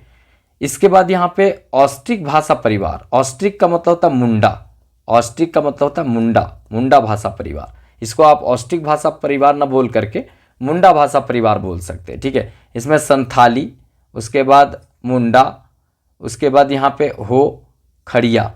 इसमें केवल उरांव जो है टॉप 5 में उरांव हट जाता है, उरांव चल जाता है द्रविडियन में। बाकी ऑस्ट्रिक भाषा में उरांव को छोड़ दीजिए, लाइन से सब रहता है, ठीक है। तो ये याद रखिएगा, ठीक है। अब यहाँ पे निषेध या टोटम, निषेध या टोटम इंपॉर्टेंट है। कहने का मतलब होता है निषेध और टोटम, ठीक है, टैबू और टोटम, ये क्या होता है इसको हम देखते हैं। देखिए निषेध अगर देखा जाए, निषेध अंग्रेजी भाषा टैबू, ठीक है, टैबू का रूपांतरित रूप है, ठीक है, रूपांतरित है, याद रखेंगे। पहले टैबू जो है वो यहाँ पे पेलिनीशियन भाषा का शब्द है, याद रखेंगे, जिसका अर्थ होता है निषेध। इतना पूछेगा नहीं, निषेध अर्थात नकारात्मक सामाजिक कानून होता है ये, मतलब कुछ चीज़ ऐसा है जो समाज में नहीं करना है, करना है सो नहीं करना है, ठीक है। जनजातियों में निषेध की शक्ति जो है वो कानूनी रूप से इसको देखा जाता है, एक समान माना जाता है यहाँ पे। इसको अगर उल्लंघन करते तो गंभीर सामाजिक जो है यहाँ पे दंड का प्रावधान इसमें किया जाता है, ठीक है। ये धार्मिक अपराध के रूप में देखा जाता है, इसको भी आप ध्यान में रखेंगे। जैसे संथाल जनजाति का जो महिला है वो मांझी थान जाना निषेध है। संथाल जनजाति लोग जो हैं उनको मांझी थान आप नहीं जा सकते हैं, ठीक है, तो ये निषेध है, याद रखेंगे। मुंडा जनजाति की जो महिला हैं वो धान बोने का काम नहीं कर सकती है, निषेध है, धान बोने का काम नहीं कर सकती है। इसके अलावे जो है छान छप्पर पर नहीं चढ़ सकती है, छान छप्पर पर नहीं चढ़ सकती है। उसके बाद धान नहीं बो सकती है। उसके बाद ये सब जो है दाह संस्कार में श्मशान घाट में नहीं जा सकती है, ठीक है। उसके बाद जो मुंडाओं में देखा जाए तो गांव में जो विवाहित बेटियां होती हैं उनको सरहुल प्रसाद नहीं खाना है। कितना सारा निषेध है, ये सब नहीं करना है। कहने का मतलब जो मुंडा समाज से आती है महिला उनको धान बोना नहीं है, छान छप्पर पर नहीं चढ़ना है, दाह संस्कार श्मशान घाट नहीं जाना है। और उसके बाद गांव में भी देखा जाए तो जो विवाहित बेटियां होता हैं वो सबको सरहुल का प्रसाद लेना निषेध है। सोचिए, ये सब नकारात्मक जो है वो एक प्रकार से कानून है, क्योंकि ये सब आप करते हैं तो धार्मिक रूप से आपको सजा दी जा सकती है, ठीक है। ये सब में है। जैसे जनरल वाला पार्ट में भी देखा जाता है कि महिलाओं को हल नहीं छूना है, इस तरह का स्थिति देखा जाता है जनरल में भी, ठीक है। यहाँ पर बात किया जाए तो हो जनजाति में देखा जाए तो महिलाओं के लिए देखा जाए तो यहाँ पे हल और तीर धनुष चलाना या छूना निषेध है। मतलब हो जनजाति में जो महिलाएं हैं उनको हर नहीं छूना है, तीर धनुष भी नहीं छूना है, ठीक है। इसके बाद आगे यहाँ पर देखते हैं असुर जनजाति के जो हैं कुंवारे लड़के और लड़कियाँ उनको केला का वृक्ष लगाना नहीं है। नहीं तो सबको लगता है कि केला का वृक्ष के बाद जैसन एक के बार ये सब फल देगा फिर जीवन में फल नहीं देगा, वो सब गिर जाएगा। इसीलिए लगता है ये सब सोच करके यहाँ पे असुर लोग ये प्लान किया था, कि प्लान का नियम बना दिया कि केला का जो है पौधा नहीं लगाएंगे लड़का लड़की जो कुंवारे हैं, ठीक है। बाकी जो है संपूर्ण झारखंड ये चल रहा है सेकेंड पेपर जेपीएससी के लिए। बाकी जो है बहुत सारा चीज़ है, जाकर एप्लीकेशन पर देख लीजिएगा, ठीक है। अब यहाँ पे प्रतीक जो होता है प्रतीक टोटम होता है। मतलब कुछ कुछ जो पार्ट में प्रतीक होता है उसमें पेड़ पौधा जीव जंतु आते हैं, उसको मारना काटना निषेध है, ठीक है। तो वो भी एक प्रकार से नकारात्मक रूप से ही होता है, लेकिन जीव जंतु का हत्या को ये रोकता है। जैसे किसी का प्रतीक चिन्ह है कबूतर, तो कबूतर खाने वाला चीज़ भले लोग सोच लेता है, लेकिन उस जनजाति के लोग उसको नहीं मारेंगे, ठीक है। तो इसको कहते हैं टोटम, प्रतीक चिन्ह, ठीक है। अंग्रेजी शब्द में देखा जाए तो टोटम का अर्थ होता है विश्वास, जिसका संबंध जो है वो किससे होता है, गोत्र से होता है, टोटम से होता है। टोटम शब्द को सर्वप्रथम देखा जाए तो जे लॉन्ग्स ने अमेरिका के रेड इंडियन के द्वारा ये ग्रहण किया गया था। तो उतना इम्पॉर्टेंट नहीं है ये सब, ठीक है। बस केवल याद रखना है टोटम क्या होता है, यहाँ पे प्रतीक होता है, याद रखना है, ठीक है। यहाँ पे देखा जाए तो टोटम 3 प्रकार के होते हैं। एक होता है गोत्र टोटम, लिंग टोटम और एक होता है व्यक्तिगत टोटम। तो ये याद रखेंगे। गोत्र के अनुसार टोटम होता है वो बहुत ज़्यादा एक्टिव रहता है, लिंग के अनुसार होता है और व्यक्ति के अनुसार भी टोटम होता है, ठीक है। आगे यहाँ पर देखते हैं गोत्र में जो सदस्य हैं उनमें देखा जाए तो टोटम को सर्वाधिक महत्व दिया जाता है। टोटम में देखा जाए तो जीव जंतु पेड़ पौधे यहाँ पे शामिल किए जाते हैं जिनको मारा काटा नहीं जा सकता। अभी तो पहले बताए थे कि टोटम में जो भी पेड़ पौधा यहाँ पे जीव जंतु होंगे उनको मारा काटा नहीं जाएगा, ठीक है। जैसे यहाँ पर देखा जाए तो संथाल में सोरेन गोत्र में पक्षी को मारने पर निषेध है, ठीक है। पक्षी को मारने पर निषेध है, ठीक है। संथाल जनजाति में जो सोरेन है, जैसे यहाँ पे सोरेन जो है हमारे हेमंत सोरेन भी संथाले से संबंधित है, मरांडी लोग भी संथाले हैं, ठीक है। तो उस समय भी बहुत सारा स्थिति बनता है, ठीक है। आगे यहाँ पर देखते हैं उरांव के लकड़ा गोत्र में बाघ को मारना निषेध है। उरांव का भी एक लकड़ा जो है यहाँ पर गोत्र है, उसमें बाघ को नहीं मार सकते।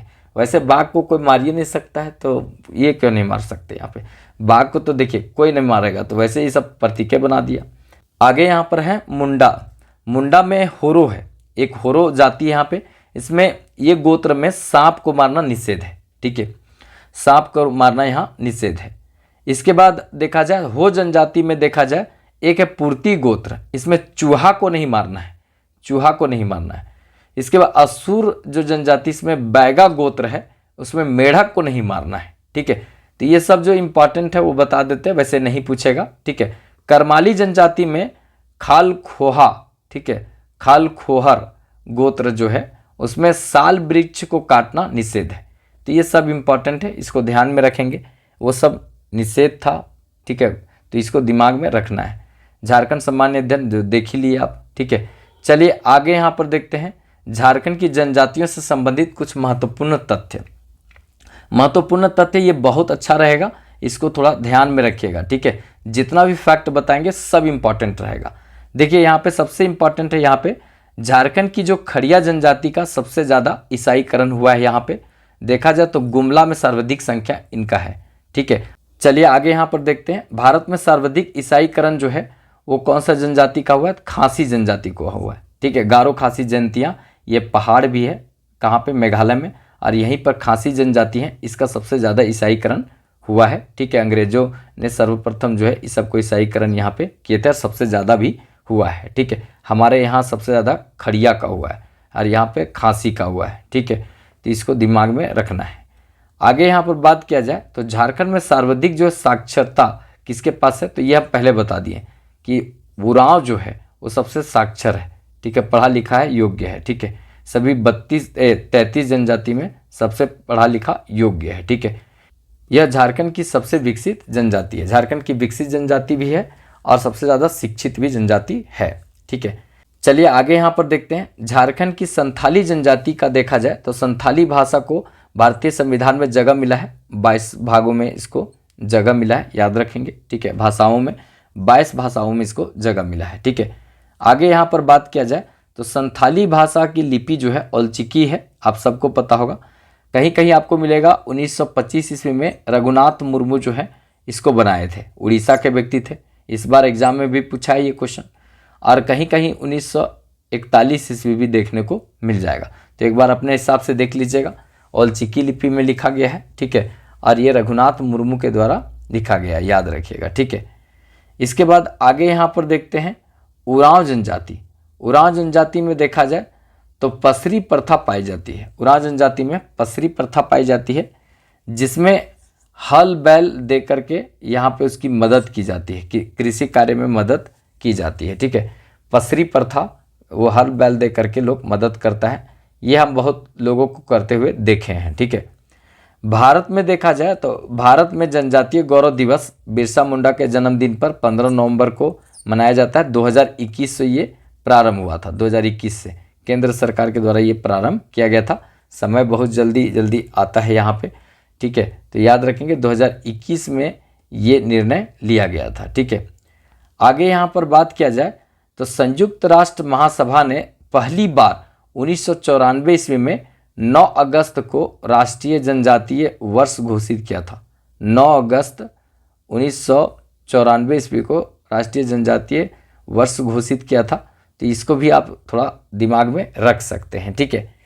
इसके बाद अगर बात किया जाए तो इसीलिए 9 अगस्त को हम लोग विश्व जनजातीय दिवस मनाते हैं। विश्व जनजातीय दिवस 9 अगस्त को मनाते हैं, ठीक है। आगे देखते हैं सर्वप्रथम, ठीक है, सर्वप्रथम जनजातीय शब्द का प्रयोग ठक्कर बप्पा ने किया था। सर्वप्रथम जनजातीय शब्द का प्रयोग ठक्कर बप्पा ने किया था। हरिजन किसने बोला था? तो हरिजन याद रखेंगे ये महात्मा गांधी बोले थे। और जनजातियों के लिए जो शब्द यहाँ पे जनजातीय शब्द प्रयोग किया था ठक्कर बप्पा ने, याद रखेंगे, ठीक है। अब वो भी कहीं आपको टंगल मिल जाएगा देखने को, ठीक है। चलिए आगे यहाँ पर देखते हैं झारखंड के जो जनजाति हैं वो गैर जनजातियों को सदान कहते हैं, ठीक है, जबकि बाहर से आकर के जो बसे उनको दीकू कहा जाता है। और मार भगाओ दीकुओं को, ऐसा नारा दिए थे बिरसा मुंडा, ठीक है, तो ये याद रखेंगे, ठीक है।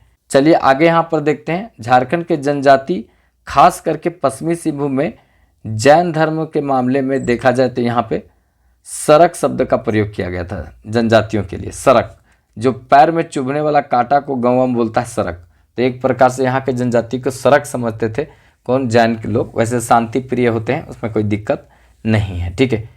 चलिए आगे यहाँ पर देखते हैं संविधान के अनुच्छेद देखा जाए तो यहाँ पर जनजातियों का बात किया गया है 342 में परिभाषित किया गया है, ध्यान में रखेंगे। चलिए आगे देखते हैं यहाँ पे पत्थलगड़ी आंदोलन जो है इसका संबंध गुजरात से है, याद रखेंगे।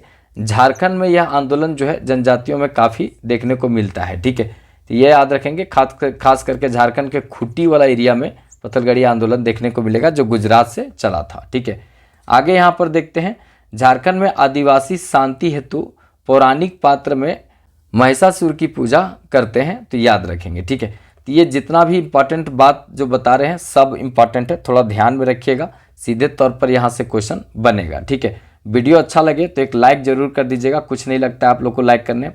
चैनल को सब्सक्राइब कर लीजिएगा और ज़रूरतमंद दोस्तों को थोड़ा शेयर कर दीजिएगा, क्योंकि ये सब करने में कोई पैसा आप लोग को लगता नहीं, बस 2-4 सेकेंड लगता है, लेकिन हम लोग इसके पीछे बहुत टाइम देते हैं, एनर्जी देते हैं, बस उसी के लिए। ठीक है, तो थोड़ा सा जुड़िए भी और साथ दीजिए हम लोग को। ठीक है, कि जिससे और अच्छा से अच्छा कंटेंट ला सके। ठीक है, टेलीग्राम से भी जुड़ जाइएगा, नीचे डिस्क्रिप्शन में लिंक दिया हुआ है। ठीक है, यहाँ पर इस चैप्टर का टेस्ट लेंगे, पूरा इस चैप्टर का टेस्ट लेंगे टेलीग्राम पर, क्योंकि लंबा है, डेटाबेस चैप्टर है, तो इसको थोड़ा करने की ज़रूरत है। ठीक है, चलिए आगे देखते हैं।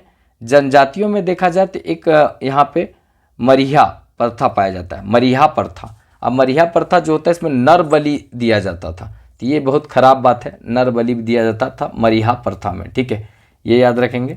झारखंड का सबसे प्राचीनतम आदिम जनजाति जो है वो असुर है, सबसे प्राचीनतम आदिम जनजाति असुर है। झारखंड की करमाली जनजाति दामोदर नदी की पूजा करती हैं, ये बता चुके हैं। झारखंड का सबसे बड़ा जनजाति जो है वो कौन है? संथाल है। संथाल अपना शासन व्यवस्था जो है सूर्या पहाड़िया से चुराए थे। ठीक है, इस सबको मार करके पहाड़िया को ऊपरे भेज दिया और अपने कब्जा लिया। संथाल परगना में सबसे ज़्यादा जनजातियों की संख्या है, परगना में संथाल परगना और जिला में रांची में है। ठीक है, तो ये सब याद रखेंगे। आगे यहाँ पर बात किया जाए तो झारखंड में देखा जाए तो जुवेल लकड़ा, ठीक है, जुवेल लकड़ा देखा जाए यहाँ पे, तो इनको पद्मश्री पुरस्कार मिला था। ये कब मिला था? 1963 ईस्वी में मिला था, 1963 ईस्वी में मिला था, तो इसको ध्यान में रखेंगे, इंपॉर्टेंट रहेगा। ठीक है, चलिए आगे यहाँ पर देखते हैं। अल्बर्ट एक्का, अल्बर्ट एक्का देखा जाए तो झारखंड के ये पहले वीर सपूत थे जिनको परमवीर चक्र यहाँ पे मिला है, और अंडमान निकोबार द्वीप समूह में इनका नाम से एक द्वीप का नाम भी रखा गया। वैसे सभी परमवीर चक्र विजेताओं के नाम पर एक एक द्वीप का नाम अंडमान निकोबार में रखा गया है, तो इनका भी नाम रखा गया है। ठीक है, तो इसको भी थोड़ा ध्यान में रखेंगे, बाकी टेलीग्राम से जुड़ जाइएगा। ठीक है, चलिए आगे देखते हैं। जनजातियों का यहाँ पे महानायक बिरसा मुंडा को कहा जाता है, ये सबको पता है। धरती आबा भी इनको बोला जाता है, भगवान भी बोला जाता है, याद रखेंगे। ठीक है, संपूर्ण भारत में देखा जाए तो जनजातियों की लोकसभा में सीटों की संख्या, जनजाति पूरा देश में जनजातियों का लोकसभा में सीटों की संख्या 47 है। तो 47 है, बहुत है, कहने का मतलब इसका टोटल देश में आबादी 8.6 है, तो 8.6% जो लोगों को कौन रिप्रेजेंट कर रहा है यहाँ पे? तो 47 लोग कर रहा है। ठीक है, आगे देखते हैं। यहाँ पे भारत में सर्वाधिक देखा जाए तो जनजाति मध्य प्रदेश में देखने को मिलेगा, सबसे ज़्यादा मध्य प्रदेश में जनजाति देखने को मिलेगा। ठीक है, इसके बाद जनजातियों को देखा जाए तो जहाँ दफनाया जाता है उसे शासन कहते हैं, जहाँ दफनाया जाता है उसे शासन कहते हैं। मुंडा जनजाति का जो देखा जाए यहाँ पे तो स्वयं को होड़को कहते हैं। मुंडा जनजाति स्वयं को क्या बोलते हैं? होड़को, होड़को, होड़को बोलते हैं। ठीक है, तो इसको याद रखेंगे। बाकी आप लोग जिसको जुड़ने का मन करे जुड़िएगा। ठीक है, तो ये क्लास कैसा लगा अपना फीडबैक जरूर दीजिएगा, थोड़ा लंबा रहा। ठीक है, लाइक कर दीजिएगा, चैनल को शेयर कर दीजिएगा थोड़ा अपने दोस्तों में। ठीक है, बाकी सब्सक्राइब भी कर लीजिएगा, क्योंकि इसमें इसी तरह का इम्पॉर्टेंट जानकारी आप तक पहुंचाने का प्रयास करेंगे। ठीक है, तो ये क्लास आज हम यहीं रोकते हैं, मिलते हैं फिर नेक्स्ट डे। जय हिंद।